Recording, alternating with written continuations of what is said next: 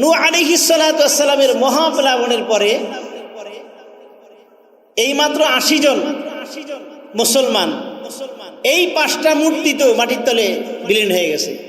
Mister ইবলিস এই ৫টা মূর্তি উঠাইছে, উঠাইয়া এই আরবের বিভিন্ন জায়গায় স্থাপন করছে।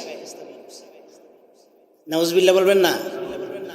স্থাপন করে ওই যে ৮০ জন ইমানদার নূহ আলাইহিস সালাতু ওয়াস সালামের মধ্যে দুনিয়া থেকে চলে গেলেন।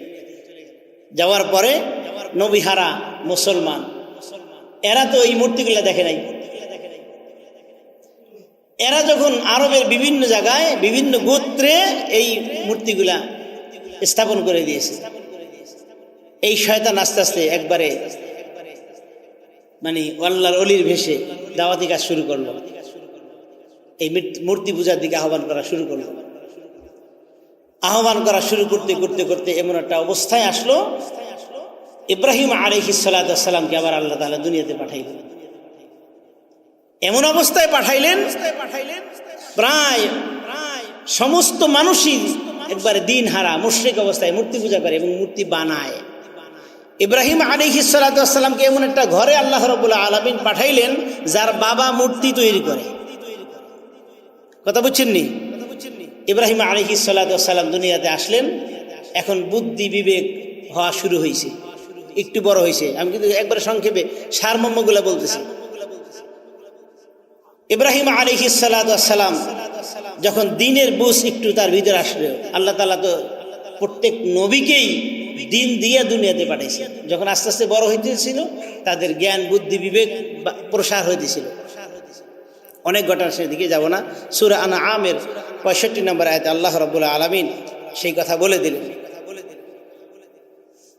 আমার ভাইয়েরা, ইব্রাহিম আলাইহিস সালাতু ওয়াস সালাম যখন আস্তে আস্তে বড় হতে লাগলেন, তার বাবাকে যখন দেখলেন মূর্তি তৈরি করে, ইব্রাহিম আলাইহিস সালাতু ওয়াস সালাম বললেন, ওয়া ইয ক্বালা ইব্রাহিমু লিআবিহি আযার আতাত্তাখিযু আসনামান আলিহা ইন্নী আরাকা ওয়া কওমাকা ফী দালালিন মুবিন।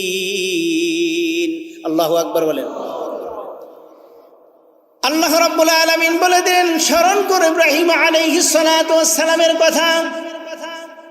যখন তার বুদ্ধি বিবেক প্রসার হতে লাগলো, তার বাবাকে যখন মূর্তি তৈরি করতে দেখলো, তখন তার বাবাকে বলল, ওয়া ইয ক্বালা ইব্রাহিমু লিআবিহি আযার, তার বাবা আযরকে বলল, হে আমার পিতা, আতাত্তাখিযু আসনামান আলিহা, আপনি কি মূর্তি পূজা করেন? আপনি কি আল্লাহ ছাড়া অর্থাৎ যিনি সৃষ্টি কর্তা ছাড়া অন্য কারো উপাস্য করেন? আপনি যেই মূর্তিগুলা তৈরি করেন এদের কি আপনি উপাস্য হিসাবে মনে করেন? ইন্নী আরাকা ওয়া কওমাকা ফী দালালিন মুবিন, নিঃসন্দেহে আমি দেখতেছি আপনি এবং আপনার কওম সকলেই পথভ্রষ্টর মধ্যে আপনারা আছে। হে বাবা, আপনি কি এই মূর্তিকে উপাস্য হিসেবে মনে করেন? এটা তো আপনি বানাইছেন। ইল্লাযীনা ইসতাফা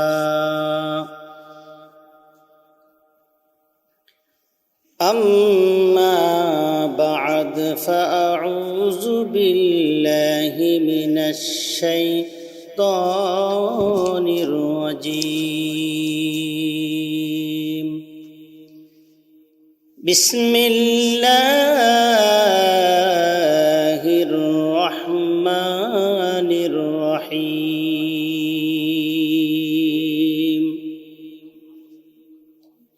وَإِذْ قَالَ إِبْرَاهِيمُ رَبِّ اجْعَلْ هَذَا الْبَلَدَ آمِنًا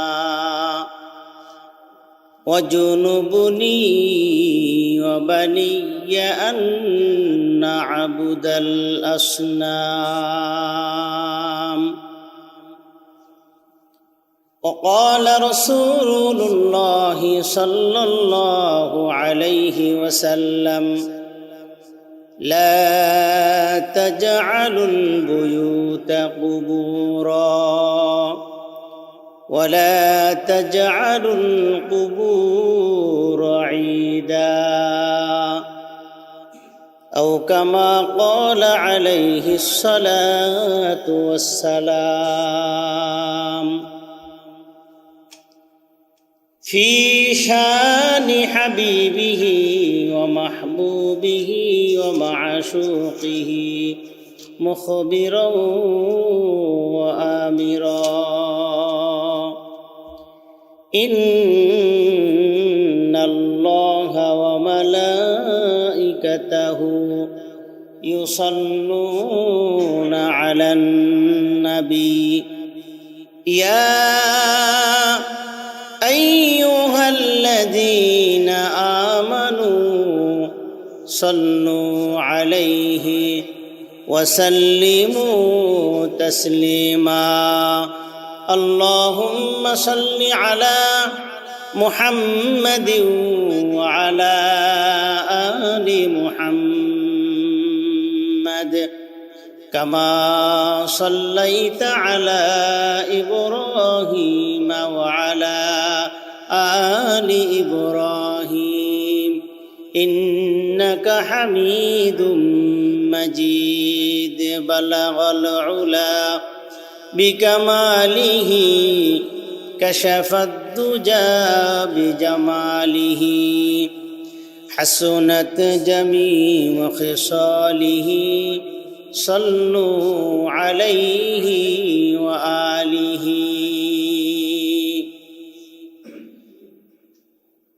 سبحانك لا علم لنا إلا ما علمتنا إنك أنت العليم الحكيم رب اشرح لي صدري ويسر لي أمري واحلل عقدة من لساني يفقه قولي ইমানের পথে অবিচল থেকে আমার মরণ যেন হয় ইমানের পথে অবিচল থেকে আমার মরণ যেন হয় কথা ঠিক কিনা বলেন ইমানের উপর মরতে চাই তোমরা সবাই চাই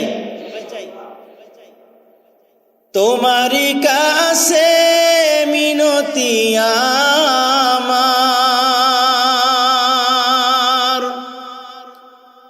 তোমারই কাছে মিনতি আমার মহামহিম দয়াময় ইমানের পথে অবিচল থেকে আমার মরণ যেন হয় প্রতিদিন মিথ্যের মুখোমুখি হই বেদিন ফাসেকেরা করে হইচই প্রতিদিন মিথ্যের মুখোমুখি হই বেদিন ফাসেকেরা করে হইচই আজাজিল এসে গুমরাহি সুরগান করে তোলে মোহময় ইমানের পথে অবিচল থেকে আমার মরণ যেন হয় তোমারই কাছে মিনতি আমার মহামহিম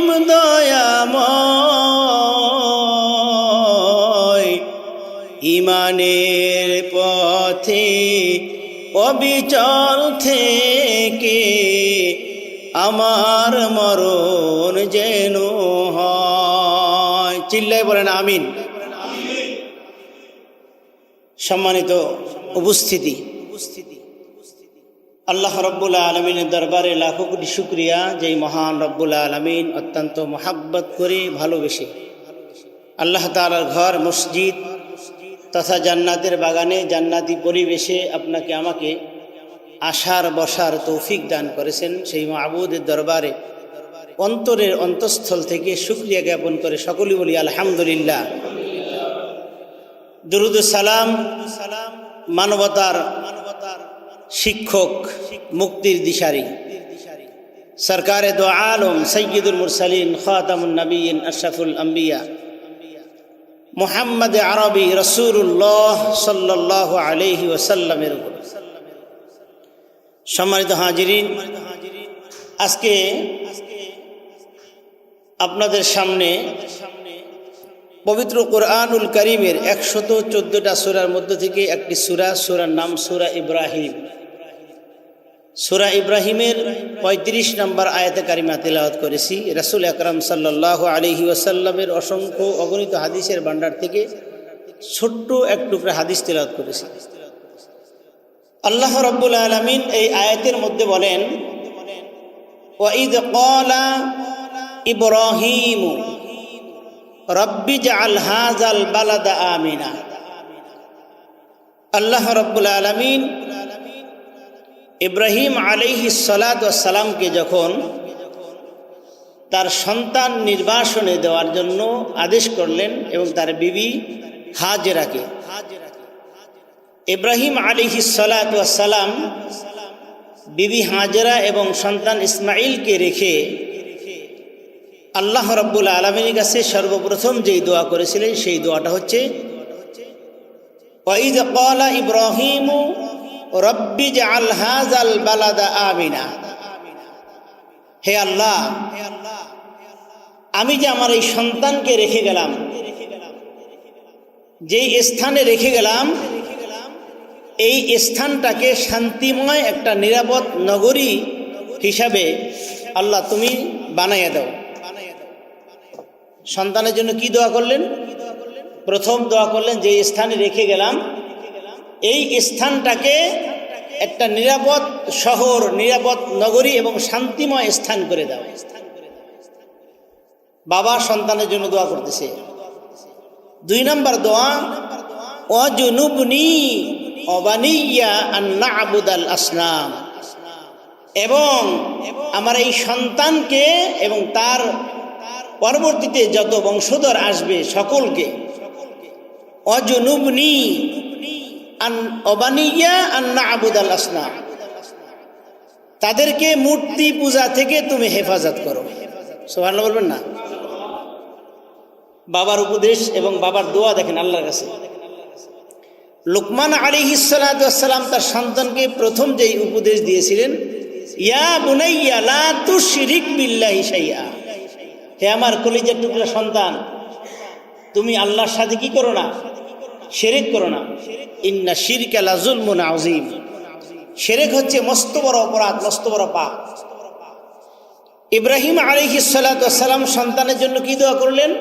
একটা নিরাপদ শান্তিময় নগরীর 2 নম্বর দোয়া কি?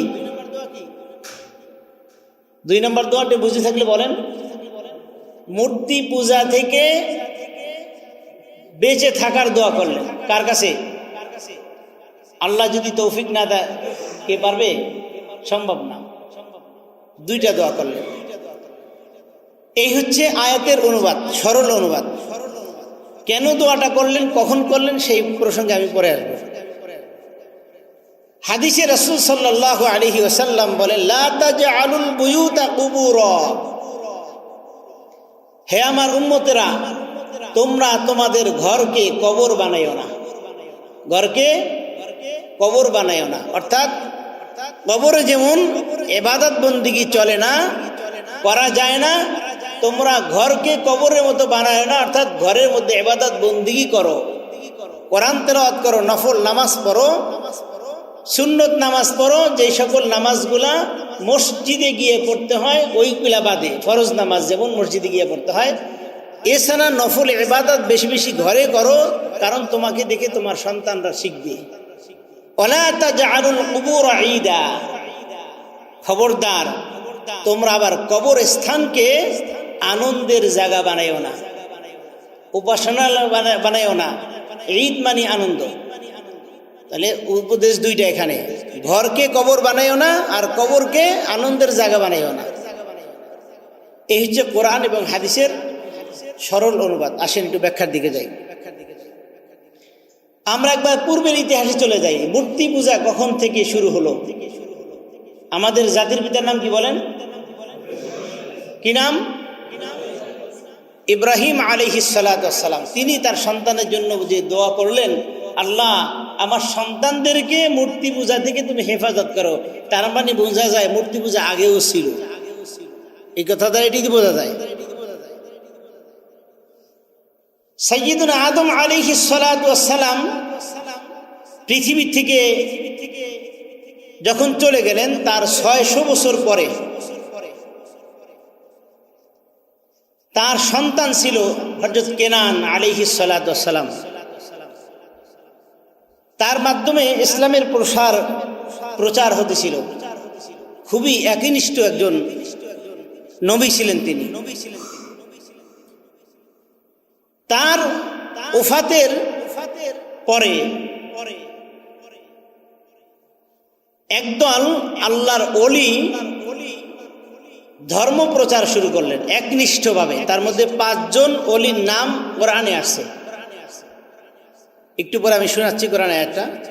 5 জন ওলির নাম কোরআনে আসছে। 5 জন ওলি ওই সময়ে এমনভাবে ধর্ম প্রচার করতেছিল যেন নবীদের মতোই তারা ধর্ম প্রচার করে মানুষকে একনিষ্ঠ ঈমানদার হিসেবেই ইবাদত বন্দেগী একসাথে করত।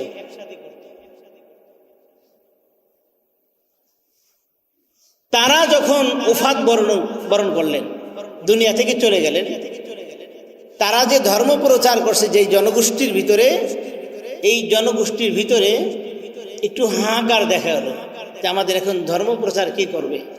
ইবাদত বন্দেগীর মধ্যেও কেমন একটু অনীহা আসলো।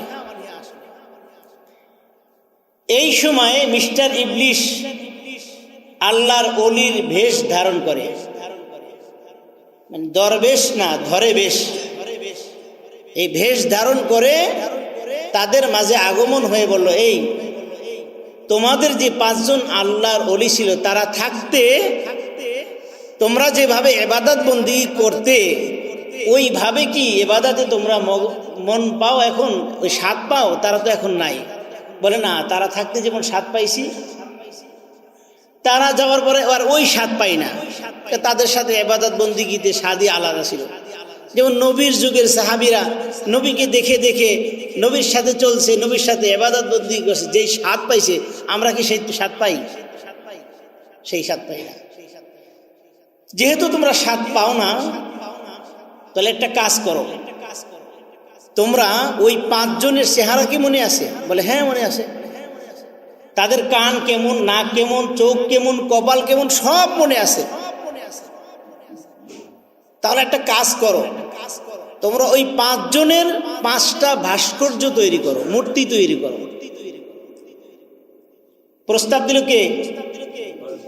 ধরে বেশ ইবলিশ আসছে, কিন্তু দরবেশ ধারণ করে, আল্লাহর ওলির রূপ ধারণ করে। তো তারা বললো, তো আমরা মিস্ত্রি পাবো কোথায়? আমাদের তো মধ্যে কোনো মিস্ত্রি নাই। আমি বানাই দিব, তোমরা চিন্তা করো না। এই ইবলিশ 5 জনের 5টি মূর্তি বানাইয়া 5 জনের যেখানে যেখানে তারা ধর্ম প্রচার করতো তাদের উপাসনালয়ে মাঝখানে বসাই দিয়া ওই কওমের লোকেরা তখন ওই মূর্তিকে দেখে দেখে ইবাদত করে। উদ্দেশ্য কিন্তু ভালো। উদ্দেশ্য কি? ভালো এবং পদ্ধতি খারাপ। তারা তখনও একনিষ্ঠ আল্লাহর ইবাদত করতেছিল। এভাবে 300 বছর গেল, তারাই ওইভাবেই ইবাদত করতেছিল, মূর্তির না। কিন্তু মূর্তি সামনে রাখছে, কিন্তু ইবাদত করছে কার? আল্লাহ। এরপরে 300 বছর পরে অনেক জেনারেশন চলে গেছে, এদের মাঝে এসে বলতেছে, তোমরা যার ইবাদত করো তাকে তো দেখা যায় না, দেখো তোমাদের এই যে আল্লাহর ওলিরা ছিল এরা ইবাদত করছে, তাদেরকে সিজদা করলেই আল্লাহকে সিজদা করা হয়। এটা আসতে বলেন নাউজুবিল্লাহ। মূর্তি পূজার ইতিহাস দেখেন, কোরআন থেকে বলছে। এই 5 জনের নাম আল্লাহ রাব্বুল আলামিন কুরআনুল কারীমে বলে দিলেন। আল্লাহ রাব্বুল আলামিন বলেন, وقالوا لا تذرن آلهتكم ولا تذرن ودا ولا سواعا ولا يغوث ويعوق ونسرا। আল্লাহ রাব্বুল আলামিন কুরআনুল কারীমে সূরা নূহের 23 নম্বর আয়াতে জানিয়ে দিয়েছে ওই 5 জন ওলি কারা কারা ছিল। একজনের নাম ছিল ওয়াদ্দা, দ্বিতীয় নাম্বারের নাম ছিল সুওয়া, তৃতীয় নাম্বার ওলির নাম ছিল ইয়াগুসা, চতুর্থ নাম ছিল ইয়াউক, পঞ্চম জন নাম ছিল নাসর। এই 5 জন ওলি আল্লাহর নামে তারা ভাস্কর্য তৈরি করে পরবর্তীতে আল্লাহর ইবাদতের পরিবর্তে তাদেরকে সিজদা করা শুরু করছে। উপাসনালয়ে মাঝখানে বসায়া তাদেরকে কি করে সিজদা করছে, এবং তারা বলে যে আমরা তাজিমি সিজদা করি। এই সিজদা কার উদ্দেশ্যে? আল্লাহর উদ্দেশ্যে সিজদা করে কারে? এই মূর্তিকে। শুরু হলো মূর্তি পূজা। তখন তারা যখন ইন্তেকাল করে, পরবর্তী জেনারেশন যারা, তারা বলে যায়, وقالوا لا تذرن آلهتكم ولا تذرن ودا ولا يعوق ونسرا।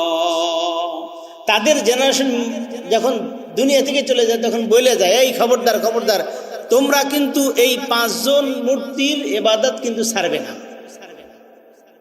সারা পৃথিবীতে সমস্ত মানুষগুলা মুশরিক হয়ে গেল। এই 1200 বছর, এই আদম আলাইহিস সালাতু ওয়াস সালামের 600 বছর পর থেকে এই আল্লাহর ওলিরা ইসলাম প্রচার করছে। এরপরে 300 বছর এক জেনারেশন, এরপরে আর 300 বছর অন্য জেনারেশন যখন মরে যায় তখন বলে যায় তাদের সন্তানদেরকে। এই 1200 বছর পরে সমস্ত মানুষগুলা মুশরিক হয়ে গেল। সমস্ত মানুষ মুশরিক, সবাই মূর্তি পূজা করে। আল্লাহ রাব্বুল আলামিন ওই সময়ে হযরতে সাইয়্যিদিনা নূহ আলাইহিস সালাতু ওয়াস সালামকে পৃথিবীতে পাঠাইলেন। তাহলে আমরা এখান থেকে জানলাম মূর্তি পূজা নূহ আলাইহিস সালাতু ওয়াস সালামেরও 1200 বছর আগে থেকেই শুরু হয়েছে। কথা বুঝে আসছে তো? সমস্ত মানুষগুলা মুশরিক ছিল। আল্লাহ রাব্বুল আলামিন নূহ আলাইহিস সালাতু ওয়াস সালামকে পাঠাই দিলেন। আমি সংক্ষেপে শেষ করব কারণ সময় খুব কম। আমি মূর্তি পূজার একটু ইতিহাস, যেই পূজার মধ্যে আমাদের মুসলমান সন্তানেরা না গেলে ঘুমই হয় না, আনন্দ হয় না, ইতিহাসটাকে একটু শোনেন কত জঘন্য। সাইয়্যিদুনা নূহ আলাইহিস সালাতু ওয়াস সালাম যখন আসলেন 950 বছর পর্যন্ত দাওয়াত দিলেন। সুবহানাল্লাহ বলেন। নূহ আলাইহিস সালাতু ওয়াস সালামের নামের অর্থ হচ্ছে ক্রন্দনকারী, অর্থাৎ নূহ আলাইহিস সালাতু ওয়াস সালাম দাওয়াতি কাজ করতে গিয়ে এত মার খাইছে, মার খাইতে খাইতে সারাদিন কান্না করতে। এমনও অবস্থা হয়েছে সকালবেলা তারা বস্তায় ভইরা রাস্তার পাশে ফেলে রাখছে, সন্ধ্যার সময় খুলে দিছে যেন দাওয়াত না দিতে পারে। এই অবস্থা সারাদিন করছে, বছরের পর বছর এভাবে কষ্ট। 950 বছর দাওয়াতে দিছে তাদেরকে। মাত্র কোন কোন তাফসির আছে 40 জন ঈমান আনছে, কোন কোন তাফসির আছে 80 জন। যাই হোক 40 জন বা 80 জন, 950 বছর দাওয়াত দেওয়ার পরে 80 জন ঈমান আনছে। আপনি চিন্তা করছেন কত বড় ধৈর্যশীল ছিল। আর আপনি আমি যদি 1 দিন 2 দিন 3 দিন কাউকে নামাজের দাওয়াত দেই, যদি না আসে এরে জাহান্নামী কই একবারে জাহান্নামে পাঠাই দিই, ঠিক কিনা বলেন? অথচ নবীদের ধৈর্যটা কি দেখেন। আপনি আমি যদি 1 দিন 2 দিন 3 দিন বলি, যদি না আসে আমার সেন্টিমেন্ট একবারে অবস্থা খারাপ হয়ে যায়, 180 মিটার রাগ হয়ে যায় আমার। যেহেতু জাহান্নামী হয়ে গেছে, সার্টিফিকেট দিয়ে দিছে। অথচ নবীরা 950 বছর পর্যন্ত দাওয়াত দিছে, মাত্র 40 জন বা 80 জন ঈমান আনছে। কেমন ধৈর্য ছিল এবং কেমন অত্যাচারিত ছিল তারা। 950 বছর পর্যন্ত দাওয়াত দেওয়ার পরে যখন মাত্র এই কয়জন ঈমান আনলো, আল্লাহ তাআলার কাছে নূহ আলাইহিস সালাতু ওয়াস সালাম একটা বরদোয়া করলেন, আল্লাহ এদের অত্যাচারে আর সহ্য করতে পারি না। তিনি আল্লাহ রাব্বুল আলামিনের কাছে দোয়া করলেন, وقال نوح رب لا تذر على الأرض من الكافرين ديارا। রব্বুল আলামিন কাফেরের বংশ রক্ষা পায় এমন একজনকেও দুনিয়ার মধ্যে বাঁচাইয়া রাখেন না। আমাকে যেভাবে ওরা কষ্ট দিয়েছে আল্লাহ, আমি আর সহ্য করতে পারি না। আমি বদদোয়া করে দিলাম তাদেরকে আপনি ধ্বংস করে দেন। আল্লাহ রাব্বুল আলামিনের কাছে দোয়া কবুল। কুল্লু নাবিয়্যিন দাওয়াতু মুস্তাজাবাত, নবীরা যা দোয়া করে সব কবুল করে আল্লাহ, সুবহানাল্লাহ। দোয়া কবুল হয়ে গেছে। আল্লাহ রাব্বুল আলামিন বলেন একটা কিস্তি তৈরি করো। অনেক ঘটনা, সেদিকে যাব না। কিস্তি তৈরি হলো, ওই 80 জনকে এবং প্রত্যেক প্রাণীর একজোড়াকে নিয়ে কিস্তি ধরলেন। সব পৃথিবীর সব ধ্বংস হয়ে গেল, একজনও কাফের নাই এখনো। ওই যে 5টা আল্লাহর ওলির মূর্তি, ভাস্কর্য, ওইগুলাও বিলীন হয়ে গেল। এখন আপনার মহাপ্লাবন শেষ হয়ে গেল। পৃথিবীর মধ্যে আসে মাত্র 80 জন মুসলমান, ঠিক কিনা বলেন? একজনও কিন্তু নাই, এখন একজনও নাই। কিন্তু মিস্টার ইবলিশ কি বসে আছে? কি বলেন? মিস্টার ইবলিশ বসে থাকে না। একদিন যদি ফজর পড়তে না পারেন, আপনি যে কান্না দিবেন, এই কান্না আপনার ফজরের গুনাহ তো মাফ হইলই, পিছনে গুনাহ মাফ, শয়তানের কাছে সর্বনাশ। পরের দিন সে আইয়া ডেকে উঠে নেক্সট শুরুতে থাকা। আমি গতকালকে নরসিংদী মাহফিল ছিলাম, মাগরিব পরে এখান থেকে গেছি, আমি শেষ বক্তা ছিলাম। তো 2টার দিকে এমন বৃষ্টি আর আইতে পারিনি। 2টার দিকে বৃষ্টি হয়েছে, আর ওরাও পাড়াইয়া ওইটারে ডুবেছে, এমন অবস্থা হয়েছে। সকালে আসছে সেখান থেকে। আচ্ছা যাই হোক, তো নূহ আলাইহিস সালাতু ওয়াস সালামের মহাপ্লাবনের পরে এই মাত্র 80 জন মুসলমান, এই 5টা মূর্তি তো মাটির তলে বিলীন হয়ে গেছে। মিস্টার ইবলিশ এই 5টা মূর্তি উঠাইছে, উঠাইয়া এই আরবের বিভিন্ন জায়গায় স্থাপন করছে। নাউজুবিল্লাহ বলবেন না? স্থাপন করে ওই যে 80 জন ইমানদার নূহ আলাইহিস সালাতু ওয়াস সালামের মধ্যে দুনিয়া থেকে চলে গেলেন। যাওয়ার পরে নবীহারা মুসলমান, এরা তো এই মূর্তিগুলা দেখে নাই। এরা যখন আরবের বিভিন্ন জায়গায় বিভিন্ন গোত্রে এই মূর্তিগুলা স্থাপন করে দিয়েছে, এই শয়তান আস্তে আস্তে একবারে মানে আল্লাহর ওলির ভেষে দাওয়াতি কাজ শুরু করলো। এই মূর্তি পূজার দিকে আহ্বান করা শুরু করলো। আহ্বান করা শুরু করতে করতে করতে এমন একটা অবস্থায় আসলো, ইব্রাহিম আলাইহিস সালাতু ওয়াস সালামকে আবার আল্লাহ তাআলা দুনিয়াতে পাঠাইলেন। এমন অবস্থায় পাঠাইলেন প্রায় সমস্ত মানুষই একবারে দিন হারা মুশরিক অবস্থায় মূর্তি পূজা করে এবং মূর্তি বানায়। ইব্রাহিম আলাইহিস সালাতু ওয়াস সালামকে এমন একটা ঘরে আল্লাহ রাব্বুল আলামিন পাঠাইলেন যার বাবা মূর্তি তৈরি করে।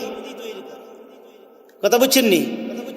ইব্রাহিম আলাইহিস সালাতু ওয়াস সালাম দুনিয়াতে আসলেন, এখন বুদ্ধি বিবেক হওয়া শুরু হয়েছে, একটু বড় হয়েছে। আমি কিন্তু একবারে সংক্ষেপে সারমর্মগুলো বলতেছি।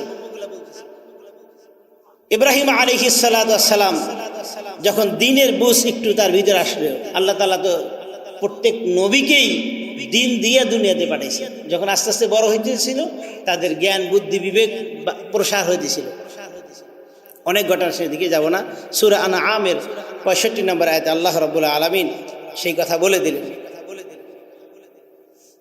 আমার ভাইয়েরা, ইব্রাহিম আলাইহিস সালাতু ওয়াস সালাম যখন আস্তে আস্তে বড় হতে লাগলেন, তার বাবাকে যখন দেখলেন মূর্তি তৈরি করে, ইব্রাহিম আলাইহিস সালাতু ওয়াস সালাম বললেন, وَإِذْ قَالَ إِبْرَاهِيمُ لِأَبِيهِ آزَرَ أَتَتَّخِذُ أَصْنَامًا آلِهَةً إِنِّي أَرَاكَ وَقَوْمَكَ فِي ضَلَالٍ مُبِينٍ। আল্লাহু আকবার বলেন। আল্লাহ রাব্বুল আলামিন বলে দেন, স্মরণ করে ইব্রাহিম আলাইহিস সালাতু ওয়াস সালামের কথা। যখন তার বুদ্ধি বিবেক প্রসার হতে লাগলো, তার বাবাকে যখন মূর্তি তৈরি করতে দেখলো, তখন তার বাবাকে বলল, ওয়াইদ ক্বালা ইব্রাহিমু লিআবিহি আযার, তার বাবা আযরকে বলল, হে আমার পিতা, আতাত্তাখিযু আসনামান আলিহা, আপনি কি মূর্তি পূজা করেন? আপনি কি আল্লাহ ছাড়া, অর্থাৎ যিনি সৃষ্টি কর্তা ছাড়া অন্য কারো উপাস্য করেন? আপনি যেই মূর্তিগুলা তৈরি করেন, এদের কি আপনি উপাস্য হিসাবে মনে করেন? ইন্নী আরাকা ওয়া কওমাকা ফি দালালিম মুবিন, নিঃসন্দেহে আমি দেখতেছি আপনি এবং আপনার কওম সকলেই পথভ্রষ্টর মধ্যে আপনারা আছে। হে বাবা, আপনি কি এই মূর্তিকে উপাস্য হিসেবে মনে করেন? এটা তো আপনি বানাইছেন, অথচ আপনি বানাই আপনি এটাকে কি করতেছেন? পূজা করতেছেন, উপাস্য মনে করতেছেন।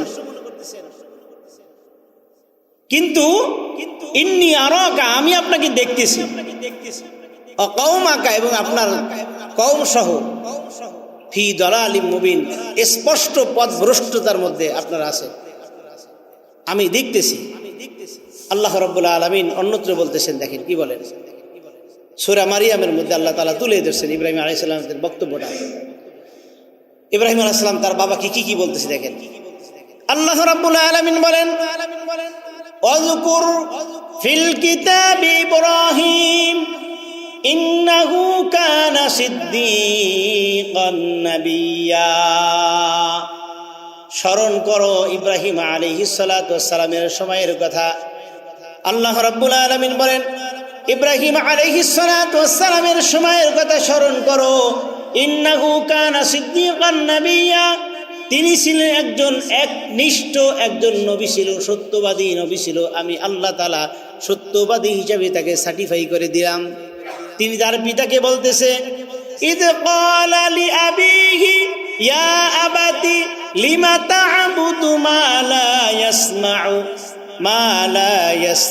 ওয়া লা ইউবসিরু ওয়া লা ইউগনি আনকা শাইআ।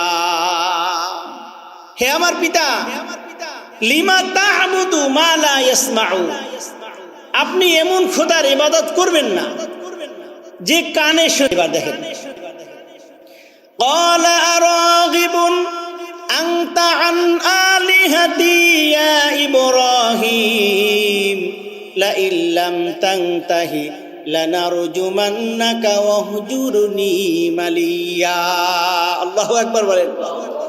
শয়তান কিভাবে ওয়াসওয়াসা দেয় দেখেন। সন্তান বাবাকে আদবের সাথে বলতেছে, আর বাবা ধমক মারতেছে। এবার ক্বালা আরাগিবুন আনতা আন আলিহাতি ইয়া ইব্রাহিম, হে ইব্রাহিম, তুমি কি আমার এই যে মূর্তি উপাসনা ছাড়া অন্য কারো ইবাদত করতে চাও নাকি? তুমি কি এগুলো ত্যাগ করতে চাও? লা ইল্লাম তানতাহি, যদি এমনই করো, লানারজুমান্নাকা, আমি তোমাকে পাথর নিক্ষেপ করব। নাউযুবিল্লাহ বলবেন না। সন্তান আদবের সাথে বাবাকে দাওয়াত দিল, আর বাবা কি বলতেছে দেখেন, তুমি যদি এই উপাস্য ছাড়া অন্য কোনো উপাস্য খুঁজো, তাহলে আমি কি করব? তোমাকে পাথর নিক্ষেপ করব। ওয়াহজুরনি মালিয়া, চলে যাও আমার সামনে থেকে, আমার চোখের আড়াল হয়ে যাও। নাউযুবিল্লাহ বলেন। ইব্রাহিম আলাইহিস সালাতু ওয়াস সালাম এই কথা শোনার পরে বাবার জন্য একটা দোয়া করলেন। সুবহানাল্লাহ বলবেন না? সুবহানাল্লাহ বলেন। এই জন্য রাসূল সাল্লাল্লাহু আলাইহি ওয়াসাল্লাম বলেন, মান আসবাহা মুতিআল লিল্লাহি আসবাহা লাহু বাবানি মাফতুহানি মিনাল জান্নাহ ওয়া মান আসবাহা আসিয়াল লিল্লাহি আসবাহা লাহু বাবানি মাফতুহানি মিনান নার ওয়া ইন কানা যালামাহু ওয়া ইন কানা যালামাহু ওয়া ইন কানা যালামাহু। রাসূল বলেন কোনো সন্তান যদি মা বাবাকে সন্তুষ্ট রেখে রাত্রি অতিবাহিত করতে পারে তার জন্য জান্নাতে 2টা দরজা খোলা। আর কোনো সন্তান যদি মা বাবাকে অখুশি করে বেজার সন্তানের উপরে এই অবস্থায় রাত্রি শেষ হয়ে গেল তার জন্য জাহান্নামে 2টা দরজা খোলা। এক সাহাবী বলে, ইয়া রাসূলুল্লাহ, যদি মা বাবা জালেম হয়, সন্তানের উপর জুলুম করে, অত্যাচার করে, রাসূল বলেন ওয়া ইন কানা যালামু, যদিও সে জুলুম করে তারপরও মা বাবার সাথে খারাপ আচরণ করা যাবে না। আমার ভাইয়েরা, এত অত্যাচারিত হওয়ার পরে ইব্রাহিম আলাইহিস সালাতু ওয়াস সালাম আল্লাহর কাছে দোয়া করেন, ক্বালা সালামুন আলাইকা, হে বাবা আপনার শান্তির জন্য আমি দোয়া করি, আল্লাহ তাআলা আপনাকে সঠিক বুঝ যেন দান করে। শুধু তাই নয়, আস্তাগফিরু লাকা রব্বি, আমি আমার প্রভুর কাছে আপনার জন্য মাগফিরাতের দোয়া করব। সুবহানাল্লাহ বলেন। ইন্নাহু কানা বি হাফিয়া, অবশ্যই আল্লাহ তাআলা দয়াময়, আমার কথা শুনতে পারে। সুবহানাল্লাহ বলেন। ইব্রাহিম আলাইহিস সালাতু ওয়াস সালাম এইভাবে বিতাড়িত হয়ে সেখান থেকে চলে গেল। আমার ভাইয়েরা, অনেক বড় ঘটনা। মূর্তি পূজাটা কোত্থেকে আসছে একটু বুঝতে পারছেন তো? এইবার সন্তানের জন্য সে চলে গেল ইরাকে, সেখান থেকে বিবাহ শাদী হলো। এরপরে আবার মক্কায় সন্তান নির্বাসিত দিতে গেলেন। এই যে আল্লাহ তাআলা কাছে দোয়া করতেছে, আল্লাহ আমার ওই পূর্বের জাতি তো এই অবস্থায় ছিল, আমার বাবাও এই অবস্থায় ছিল, মূর্তি পূজায় ছিল, এখন আমার সন্তানের জন্য আমি দোয়া করতেছি। আল্লাহ তাআলার কাছে বলে, وَإِذْ قَالَ إِبْرَاهِيمُ رَبِّ اجْعَلْ هَٰذَا الْبَلَدَ آمِنًا وَاجْنُبْنِي وَبَنِيَّ أَن نَّعْبُدَ الْأَصْنَامَ। হে আমার আল্লাহ, আমার সন্তান এবং পরিবার পরিজন এখানে রেখে যাচ্ছি, তাদের জন্য একটা নিরাপদ নগরী করে দাও, শান্তিময় একটা স্থান করে দাও। 2 নম্বর দোয়া ছিল, আমার সন্তানকে মূর্তি পূজা থেকে হেফাজত করিও। আমার ভাইয়ের লক্ষ্যের করার বিষয়, আমার আপনার জাতির পিতা ইব্রাহিম আলাইহিস সালাতু ওয়াস সালাম আমাদের জন্য দোয়া করে গেছেন, মূর্তি পূজায় যেন না যায়, মূর্তি পূজা থেকে হেফাজত করো। আর আমাদের সন্তানরা নির্দ্বিধায় মূর্তি পূজায় না গেলে তাদের পেটের ভাত হজম হয় না, ঠিক কিনা বলেন? গতকালকে আমি দেখেছি ঢোল পিটাইয়া এতদিন যাদের পূজা করলো, গাড়ির মধ্যে সাজাইয়া ফুলের মালা দিয়া নদীতে নিয়া আবার ডুবাইয়া নিজের পা দিয়ে মারাইয়া নদীর মধ্যে ডুবাই দিতেছে। এই বেকিল্লা কাজ মুসলমান কখনো সাপোর্ট করতে পারে না, ঠিক কিনা বলে? এখন প্রশ্ন হলো, মূর্তি পূজায় যাওয়া যাবে না, শুভেচ্ছা জানানো যাবে না। আমাকে একজন প্রশ্ন করছে, উত্তর দিতেই হবে আমাকে, যেহেতু আমি চেয়ারে আছি। আপনারা কি কিছু মনে করবেন না, কোনো রাজনৈতিক দিকে যাবেন না। কোন এক রাজনৈতিক নেতা এই পূজাকে শুভেচ্ছা জানিয়েছেন, এটা কি ঠিক? আরে আমার জিজ্ঞেস করছে, আচ্ছা বলেন তো, কুকুরের গোশত এটা হালাল না হারাম? কাঁচা অবস্থায় রান্না করলে, আচ্ছা পায়খানা এটা কি হালাল? হ্যাঁ, যদি শুকিয়ে আপনি ভাইজা সুন্দর করে ফ্রাই করে দেয়, এটা হালাল হবে কোনোভাবে? হ্যাঁ, আচ্ছা মূর্তি পূজা যেটা জাহান্নামের দিকে নিয়ে যায়, ঠিক কিনা বলেন? তা জাহান্নামের দিকে যেটা নিয়ে যায়, ওই দিকে যদি কেউ চলে যায় জাহান্নামের দিকে, আপনি কি তাকে স্বাগতম জানাইবেন? হ্যাঁ, শুভেচ্ছা দিবেন যে ভালো কাজ করতেছো? হ্যাঁ, তাহলে মাসালাই সে যেই হোক, আওয়ামী লীগের বড় নেতা হোক, বিএনপির বড় নেতা হোক, জামাত ইসলামের বড় নেতা হোক, হেফাজতের বড় নেতা হোক, যেই হোক না কেন, মাসালার জায়গায় কোরআনের জায়গায় সঠিক দলিল দিবেই, ঠিক কিনা বলেন? আপনি আমি ভুল করতে পারি, কোরআন তো ভুল করবে না। মাসালা হচ্ছে পূজা মণ্ডলে শুভেচ্ছা কোনো ইমানদার, যারা ইমান আছে মনে করে, মুসলমান মনে করে, তারা শুভেচ্ছা কখনো জানাইতে পারে না, তাহলে ইমান হারা হয়ে যাবে। এটা হচ্ছে মাসালা। কি করার? আপনি যদি চেয়ারপারসন হন, দায়িত্বে থাকেন, নিরাপত্তা দেওয়া আপনার দায়িত্ব। যদি পুলিশ লাগে পুলিশ মোতায়েন করবে নিরাপত্তা দেওয়ার জন্য। যদি আপনাকে থাকতে হয়, আপনার দলবল থাকতে হয়, তাদেরকে নিরাপত্তা দেওয়ার জন্য দিতে হবে। যদি সেনাবাহিনী মোতায়েন করতে হয়, সেনাবাহিনী দিয়ে মোতায়েন করে তাকে নিরাপত্তা দিতে হবে। কিন্তু তার মানে এই নয় যে তার এই কাজটাকে আপনি শুভেচ্ছা জানাইলেন, তার মানে জাহান্নামকে আপনি শুভেচ্ছা জানাইলেন। কথা বুঝে আসছে? এখন আমাদের সন্তানেরা যারাই যে কোনো ভাবে মূর্তি পূজা দেখতে যাক আর যে কোনো ভাবেই যাক, ওখানে গেলেও তার ইমানের সাথে সাংঘর্ষিক হবে। কেন? আজ পর্যন্ত কোন মসজিদে, জুমার দিনেই তো লোক বেশি হয়, তাই না? কোন হিন্দু, কোন মুশরিক মসজিদে আইসা কোনোদিন পরীক্ষা করে দেখছে যে একটু জুমার নামাজটা পড়া দেখি কেমন মজা লাগে? দেখছেন? আস্তে গুলেন কে? হ্যাঁ, দেখেন নাই। তার মানে ওরা ওদের ধর্ম নিয়ে সন্তুষ্ট, ওরা ওদের ধর্ম নিয়ে। আচ্ছা, এই উত্তরটা দিচ্ছেন। এখানে একটা উত্তর দেন। এই পর্যন্ত কোনোদিন কোনো মুসলমানের সন্তানকে পূজা মণ্ডপের আশেপাশে ঘুরতে দেখছেন? এটা আসতে করে যে, হ্যাঁ, তার মানে বোঝা গেল কি আপনি আপনার ধর্ম নিয়ে সন্তুষ্ট না। যদি এরকমই হয় মনোভাব, তাহলে সাথে সাথে ঈমান চলে যাবে। আল্লাহ রাব্বুল আলামিন কি বলে দেখেন, ইন্নাল্লাহা লা ইয়াগফিরু আন ইউশরাকা বিহি ওয়া ইয়াগফিরু মা দুনা যালিকা লিমান ইয়াশা। আল্লাহ তাআলা কখনো মুশরিকদেরকে কখনো ক্ষমা করবেন। ওয়া মান ইউশরিক বিল্লাহ, সূরা মায়েদার 72 নম্বর আয়াত দেখেন, ওয়া মান ইউশরিক বিল্লাহ ফাকাদ হারামাল্লাহু আলাইহিল জান্নাতা ওয়া মাওয়াহুন নার। যারা শিরক করবে তাদের জন্য আল্লাহ রাব্বুল আলামিন জান্নাত হারাম করে দিয়েছে, তাদের জন্য জান্নাত হারাম, হারাম এবং হারাম। ওয়া মাওয়াহুন নার, তাদের জন্য স্থান হচ্ছে জাহান্নাম। নাউজুবিল্লাহ বলেন। যাদের মধ্যে এই শিরকের লেশ মাত্র থাকবে। কোন মুসলিম অধ্যুষিত রাষ্ট্রে যদি কোনো হিন্দু বা অন্য কোনো ধর্মাবলম্বী থাকে, আপনাদের সকলের দায়িত্ব তাদেরকে নিরাপদ রাখা, নিরাপত্তা দেওয়া। তার মানে এই নয় যে তার ওখানে গিয়ে আপনি মাথা নত করবেন। ওই যে 5টা মূর্তি বানাইছিল আল্লাহর ওলিদের মাজার কেন্দ্র করে, ঠিক কিনা বলেন? ঘটনা জানছেন তো?